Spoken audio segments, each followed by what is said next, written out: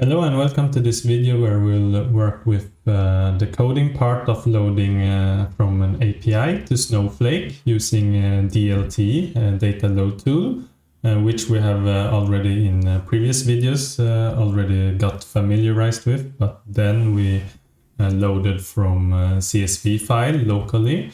However, now we want to load from an actual API. So moving on to the browser first. So here is the letter where we have the README, and scrolling down here, we see that we will go into a page called Arbetsförmedlingen, and this is a place where we have there are ads published in Arbetsförmedlingen. So there are job ads published. We will they have an API that is open, and these job ads are it's in Sweden, so most of them could be probably in Swedish, some are in English, etc. But we'll go into this API and work with that. So go into this link. We have here they have put their an example in GitLab, which is open for everyone to use. So when we can go down here directly to job search examples, or you can read through this. This is their documentation of the jobtech API. So feel free. I recommend that you read through this. I won't go through it exactly. And we go into job examples. Let's see, jobsearch.py. And here you can see that how they work with this API. You see that here they have a request, and they have JSON here, and here is the URL. And URL for searching. Then they use this URL and add the search. /search here, and here they have several functions, and you can try them out. So for getting the ads, for getting example search from the hits, etc. So go through this example and this example. We will do this before we go into DLT. So we will actually go into a Jupyter notebook and work with this API, and to see that we actually can get data and see what we're looking for before we're moving into DLT and actually loading it in Snowflake. So first we will try to do a GET request on this API and see what the response is. Okay, moving on to Visual Studio Code. We copy the code from the example into Visual Studio Code, and you can see the code here, and we start to clean up a little bit. I'll clean these comments. They say to install the packages. Yes. So we see that the requests need to be installed. We'll do that soon. And I will remove if then the name equals then the main, because we're in a Jupyter notebook right now. So this one we'll remove, and we'll test this out. Do this one, and we can copy this part and cut it out and put it in the next cell. Yes, we can actually also we can do this. Okay, if we run this, what will happen? Right, it works. Oh, maybe you might need to... I have installed requests, but maybe you need to install it. And you do that as usual, uv pip install requests. Okay, after you have activated the virtual environment. So... let's say that we have now we have run this one and see what happens. Well, we get a lot of job titles here, related to this this query, lärare Uppsala. It means teacher in Uppsala. So then this one, this example search loop through hits, it goes through every, it gets the headline of the hit. So we'll dive into what it means with hit and hit employer name. Yes, we'll see. You see here that hit headline. You see lärare, lärare and something more. And then you have hit employer name, and you see this is the employer name. It's Uppsala municipality. And similarly here, you see Uppsala, here is somewhere else, right? So this is basically what it does, but we'll move on a little bit and explore a little bit more. We can run this one. This is the other function which they have. Example search return number of hits. So it should return a number, right? So number of hits equals 30, or it's printing it out actually. So then we have 30 ads, right? So you just do the length of it. Okay, so how about let's dive a little bit deeper into the response object and see what it contains. So if you scroll up a little bit here, you see there is a underscore get ads. So usually underscore in Python means that you have it's a convention for private. So this is a private function which you shouldn't use directly. Instead, you use something that that is exposed, that is public. But for us now, we want to understand the data set, so we will use this directly. So let's do underscore get ads. And if we scroll up a little bit and check how they use it. So they use it here. You see underscore get ads, search params. So search params is a dictionary. It's a dictionary of with the value q and the key q and key limit, where the values are query and 0, right? So limit, you can choose the number, the limit you want, and limit. So let's copy this one.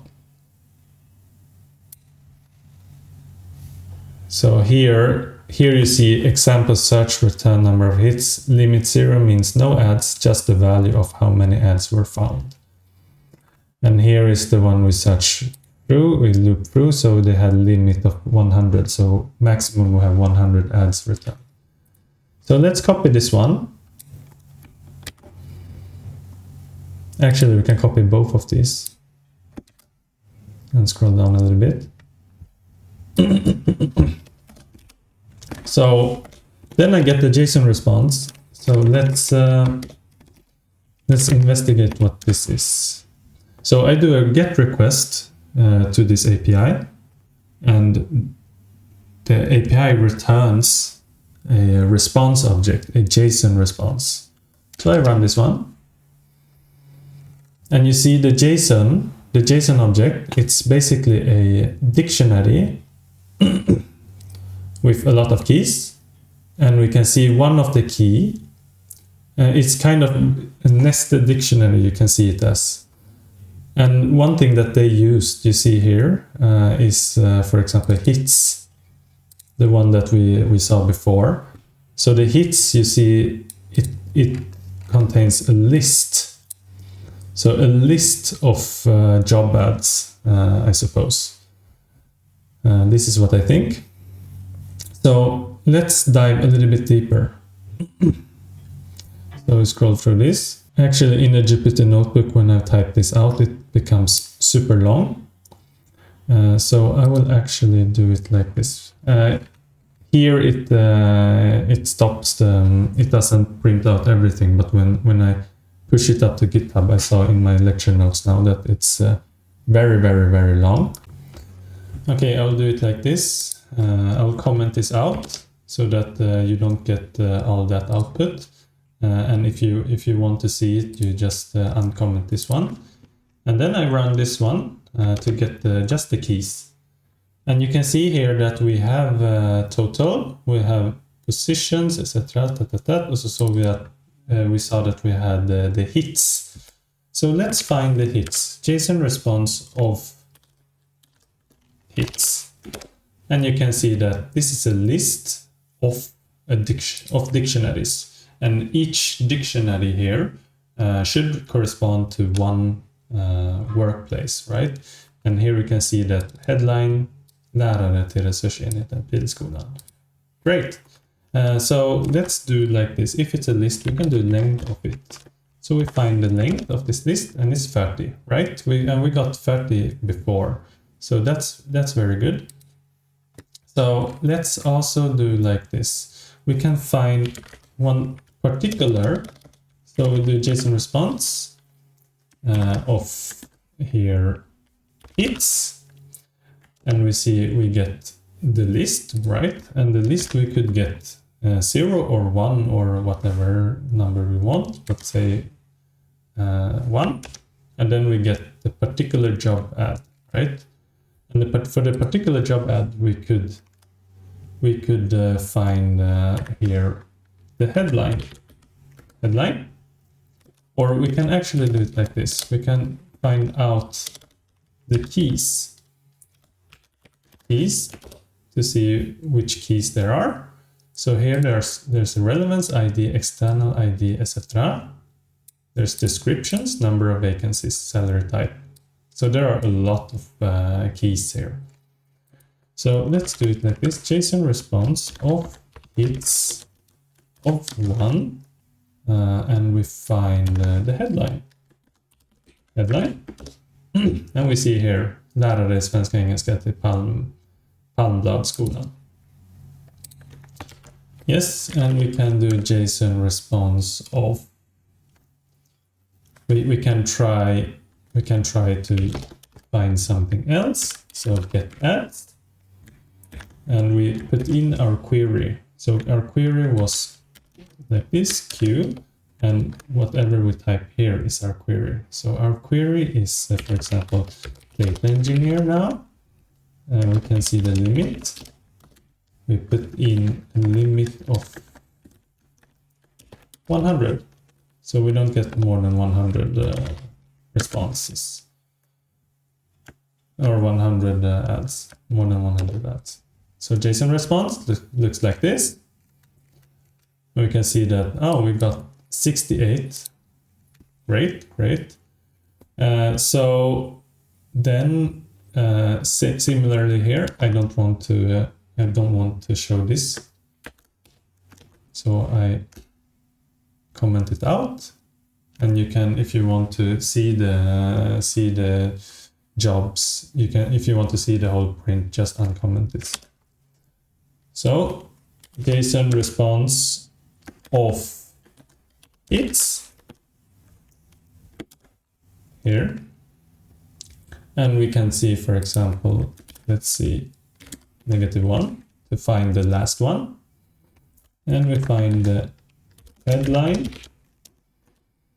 as well as, let's copy this one, we find also what did they have before? We could have an employer name, right? Employer underscore name, like this. Oh, it wasn't employer name. Let me scroll up and see. It was employer, and okay, employer, and then it's a nested dictionary, and then we have to find the name. So let's do that. Employer, and we find the name like this. So here, yeah, we got this job, site reliability engineer, databases and data streaming, Think AB. And instead of doing exactly what they had in the in the example, it's basically similarly, you could loop it through, right? So you could loop through every headline, and you can loop through every employer to print it out similarly as the example. Yes, so now we have kind of an overview of how this API works. So before we'll move on to DLT and load it to Snowflake, we'll set up the database, the job ads database. We'll set up staging schema. We will set up the roles and the different privileges. See you in the next video where we'll do that.